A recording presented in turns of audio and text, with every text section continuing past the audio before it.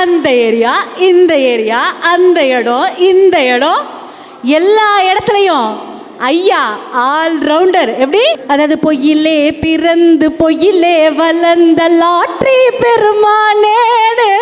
திமுக எல்லாத்தையும் சுரண்டிட்டு போயிடுச்சு, திமுக ஒன்னுத்தையுமே வைக்கல அப்படின்னு சொல்லிட்டு என்ன புலம்பல் பார்த்துக்கோங்க. அந்த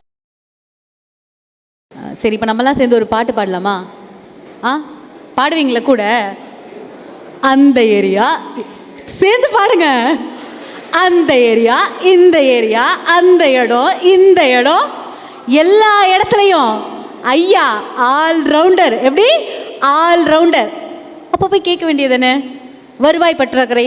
இந்த வெள்ளை அறிக்கை அப்படிங்கிற பேரில் ஒரு வெத்து பேப்பர், எப்படி ஒரு வெத்து பேப்பரை கையில் கொடுத்து போட்டிங்கல்ல, அந்த பேப்பரை எடுத்துகிட்டு போய் நீங்கள் யார்கிட்ட கேட்கணும் அப்படின்னா, நம்மளுடைய மோடிஜி ஐயா இருக்காங்கல்ல, அவங்கள்ட்ட போய் அந்த ஏரியா, இந்த ஏரியா, இந்த ஏரியா, அந்த ஏரியா, எல்லா ஏரியாலும் ஐயா கில்லிமான்னு சொல்லி வருவாய் பற்றாக்குறைன்னு இருக்குல்ல, அதில் ஒன்றிய அரசு நமக்கு தர வேண்டிய நிதி பற்றாக்குறை இருக்குல்ல, அதை போய் கேளுங்க. அதையும் கேட்டு தானே சொல்லணும். நீங்கள் தான் தைரியமான ஆளாச்சே, நீங்கள் தான் கில்லியாச்சே, அப்போ அங்கே போய் கேளுங்க சிஎம் சார். ஏன் அங்கே கேட்க மாட்டேங்கிறீங்க? ஏன்னா உங்களால் கேட்க முடியாது. எப்படி? கேட்க முடியாது. இதில் என்னென்னா, கிட்டத்தட்ட 2 மடங்கு கடன் அதிகமாகிவிட்டது. ஐயோ, நாங்கள் எங்கே செல்வோம்? நம் நாடு அதல பாதாளத்தில் சென்று கொண்டு இருக்கிறதுன்னு டயலாக் இங்கே நின்றுக்கிட்டு. அப்புறம் என்ன பண்ணுறது? நிதி ஆயோக் கோட்டையில் தம்பி ஒரு ஃபோட்டோ காமிச்சார்ல, அங்கே போய் இப்படியே உட்காந்துக்கிட்டு என்ன பண்ணுறது? எப்படி பேசினாரு? தமிழ்நாடு பொருளாதாரத்தில் இரட்டை இலக்க எண்ணாக இருக்கிறது. ஏன் அதை வெள்ளை அறிக்கையில் சொல்ல முடியாதா? கடன் அதிகமாகுது அப்படின்னா பொருளாதாரம் வளர்ந்துருக்குல்ல. கொரோனா பீரியடில் பொருளாதாரத்தோட பர்சன்டேஜ் என்ன? 0. 0லேருந்து 11.19 கொண்டு வந்த அதுடா திமுக. அப்படி போய் நின்னோம் நாங்கள் அந்த ஏரியா, இந்த ஏரியா, கில்லின்னு எங்களுக்கு பாட தெரியாது, நாங்கள் தமிழ்நாட்டை கில்லி மாதிரி வச்சுருந்தோம், நாங்கள் கில்லின்னு பெருமை பீத்திக்கிறதுக்கு ஆள் கிடையாது நாங்கள். அது வெள்ளை அறிக்கை. இப்போது ஒரு வெள்ளை அறிக்கை கொடுக்குறாங்க, 15 வருஷம் எடுப்பாங்க. 15 வருஷம் எடுத்து அதுக்கப்புறம் வெள்ளை அறிக்கை 10 வருஷம் எடுப்பாங்க, வெள்ளை அறிக்கை கொடுப்பாங்க. சார் எதுக்கு 5 வருஷம் எடுத்தான்னு தெரியுங்களா? தெரியுமா? எஸ்கேபிசம். எப்படி? தப்பித்து ஓடுவதற்காக. அவருக்கு மகளிர் உரிமை தொகை தர மனசில்லை, மக்களுக்கு விடியல் பயணம் திட்டம் கொடுக்க மனசில்லை, உங்களுக்கு மக்களுக்கு வெல்ஃபேர் ஸ்கீம்ஸ் கொடுக்க மனசுன்னு சொல்லிட்டு போங்க கில்லி சார், அப்படி சொல்லிட்டு போங்க. அதை விட்டுட்டு என்ன சொல்றது அப்படின்னா, திமுக எல்லாத்தையும் சுரண்டிட்டு போயிடுச்சு, திமுக ஒன்றுத்தையுமே வைக்கல அப்படின்னு சொல்லிட்டு என்ன புலம்பல் பார்த்துக்கோங்க. அந்த வெள்ளை அறிக்கையில் மக்களையே கேட்டுக்கோங்க. என்னால் முடியலை. அந்த அளவுக்கு பொய்யாக வெள்ளை அறிக்கை என்ற பெயரில் ஒரு வெற்று அறிக்கையை கொடுத்துருக்குறாங்க. எல்லாமே ஃபேக்கு. ஒரு விஷயத்தில் ஃபேக்ட் இல்லை. ஆனால் ஃபேக்ட் பேசுறதுக்கு கொண்டு போய் உட்கார வச்சாரா நிதி ஆயோக்னு ஒரு இடத்துல, அங்கே போய் நீ ஒத்துக்கிட்டு தானே ஆகணும். அப்புறம் இந்த உலக தொலைக்காட்சி வரலாற்றிலேயே முதல் முறையாக அப்படின்னு இவங்க பேசுறதெல்லாம் எப்படி இருக்குன்னா, இத்தனை வருஷம் இவங்க கோமால இருந்தாங்களா, என்னடா பேசிட்டு இருக்கீங்கன்ற மாதிரி. உலக தொலைக்காட்சி வரலாற்றில் முதல் முறையாக எம்எல்ஏ எம்பிஸ் அனைவருடைய செல்போன் நம்பர், இமெயில் ஐடி எல்லாம் ஆன்லைனில் போடப்பட்டது. இதுவே முதல் முறைன்னு. டேய், 2005 ஆர்டிஐயில் டிரான்ஸ்பரன்சி போட்டாச்சு, 2008-12 இமெயில் எல்லாருக்கும் தெரிகிற மாதிரி போட்டாச்சு, ஃபோன் நம்பர்லாம் போட்டு ரொம்ப வருஷம் ஆகுது. அப்போ என்ன தெரியுது இதுலனா, இதுக்கு முன்னாடி நீங்கள் அரசியலை பார்க்கல, நீங்கள் பார்க்காம வந்து ஃபேக்ட்டுங்கிற பேரில் ஃபேக் நியூஸை வந்து மக்களுக்குள்ளே கொடுத்துட்ருக்கீங்க. அடுத்து இன்னொருவர், அதாவது இவரை பற்றி நம்ம சொல்லணும்னா, இவரும் அதே இந்திய தொலைக்காட்சியில் வரலாற்றில் வர முதல் முறையாக தான். சிபிஎஸ்சி இருக்குல்ல, நல்லா பார்த்துக்கோங்க, இந்த உலகத்தில் இப்படிலாம் நடக்காது. அது தமிழ்நாட்டில் மட்டும் இன்னைக்கு தான் நடந்திருக்கு. அதுவும் எங்க சிஎம் சாரோட ஆட்சியில் நடந்திருக்கு. இது வரைக்கும் என்ஓசி ஃபார்ம் நான் வாங்கினதுல ₹1 கூட செலவு பண்ணாம இப்பதான் சார் நான் என்ஓசி ஃபார்ம் வாங்கியிருக்கேன். ஐயோ, கயிறு அருந்து செல்போன் கயிறு அருந்து 1.5 வருஷம் ஆச்சு சார். அதாவது என்ஓசியோட டியூட்டி அண்ட் ரைட்ஸ் இருக்குல்ல, அதை மாற்றி February 2025 மாற்றி அவ செத்து புதைச்சி அங்கே புள்ளே முளைச்சிருச்சு. அதை கொண்டு வந்து என்ஓசியில் வந்து இப்போ தான் கொண்டு வந்திருக்காங்க. அப்புறம் நம்மளுடைய மரியாதைக்குரிய நம்மளோட பள்ளிக்கல்வித்துறை அமைச்சர் ராஜ்மோகன் அண்ணன் அவர்கள், இனிமே நீங்கள் ஆன்லைன்லேயே பார்த்துக்கலாம். என்ஓசி பண்ணணுமா, உங்களுக்கு ஏதாவது ஒரு ரினியூ பண்ணணுமா, எல்லாத்தையும் ஆன்லைன். இப்படி நீங்கள் பட்டனை இப்படி தட்டுனா போதும் சார். பட்டனை தட்டி டிசம்பர் 30 2022 தட்டின பட்டன். ஆனால் அந்த பட்டன் தட்டினது இன்னுமா சார் உங்கள் கில்லி காதில் விழலை? இல்லை அப்படியா விழலை? நாங்கள் கேட்குறோம், எவ்வளவு ஃபேக் நியூஸை போய் நீங்கள் பரப்புவீங்க? சிபிஎஸ்இ பள்ளிகளுக்கு அங்கீகாரம் கொடுத்த முதல் அரசாக இன்று நம்முடைய வரமாட்டேங்குது நம்ம சிஎம் சாருடைய அரசு நடக்குதுன்னு சொல்லி பயங்கரமா எஃபெக்டோட பேசுறாங்க. ஆனா இதெல்லாம் நம்மளுடைய பள்ளி கல்வித்துறை அமைச்சர் அன்பில் மகேஷ் பொய்யாமொழியான இருந்தாங்கல்ல, அப்பவே சிபிஎஸ்சிக்கு அங்கீகாரம் கொடுக்கப்படணும், பிரைவேட் ஸ்கூல்ஸ்க்கு யார் யாருக்கெல்லாம் அங்கீகாரம் கொடுக்கணுமோ அவங்கெல்லாம் கொடுத்து கூப்பிட்டுலாம் நிகழ்ச்சியெல்லாம் நடத்தியாச்சு.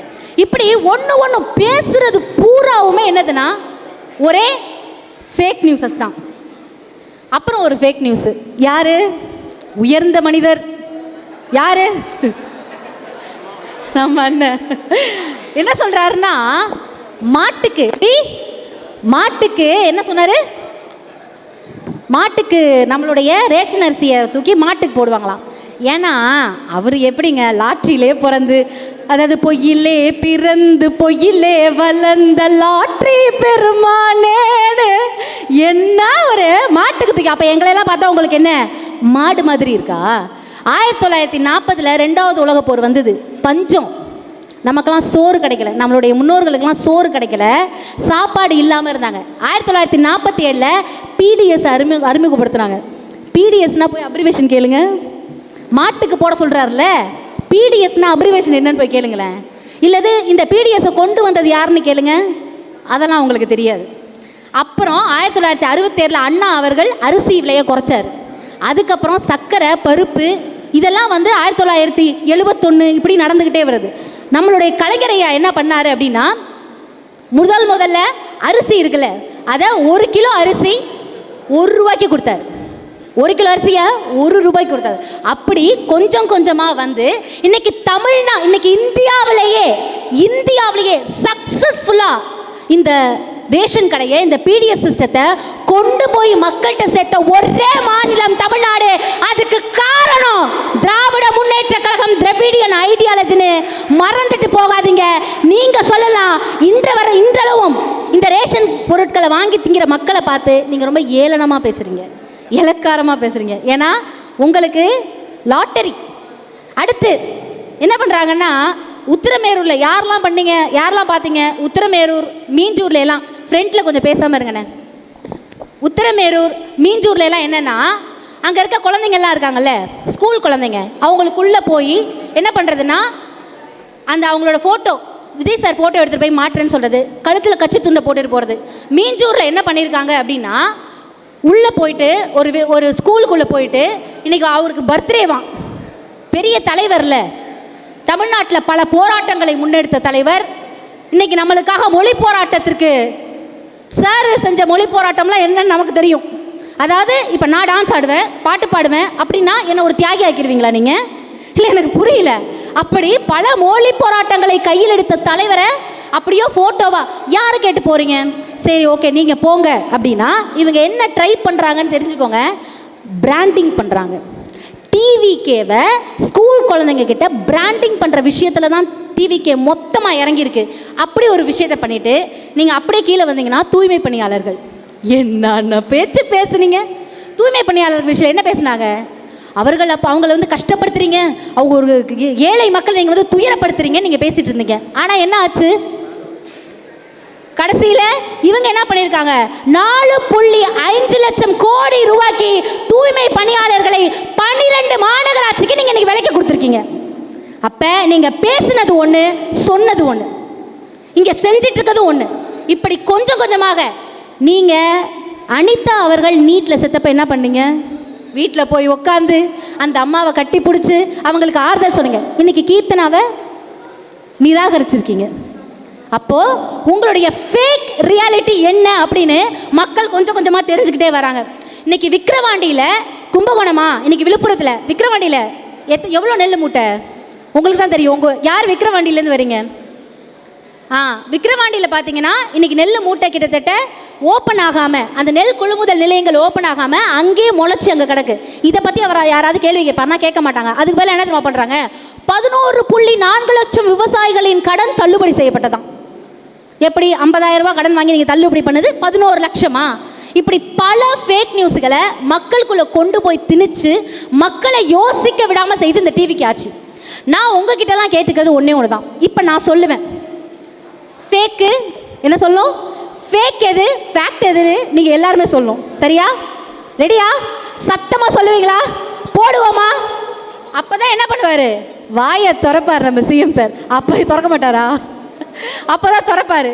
வெள்ளை அறிக்கை ஃபேக்கு, பொருளாதார வளர்ச்சி ஃபேக்ட், சிபிஎஸ்சிங்கிற என்ஓசி டிராமா ஃபேக்கு, அதே மாதிரி என்ஓசி ரூல்ஸ் சேஞ்ச் ஆனது ஃபேக்ட், மாட்டுக்கு போட ரேஷன் அரிசி ஃபேக்கு, வலுவான பிடிஎஸ் ஃபேக்ட், அனிதாவை அங்கீகரித்தது ஃபேக்கு, இன்னைக்கு கீர்த்தனாவை நிராகரித்தது ஃபேக்ட், டிவிகேவை பிராண்டிங் பண்றது ஃபேக்கு, டிஎம்கே தாண்டா பெஞ்ச் மார்க், அது தாண்டா ஃபேக்ட், திமுகடா என்னைக்குமே நாங்க தான் ஃபேக்டா இருப்போம். இந்த ஸ்டேட்டோட growthனா அது டிஎம்கே தான். வாய்ப்புக்கு நன்றி.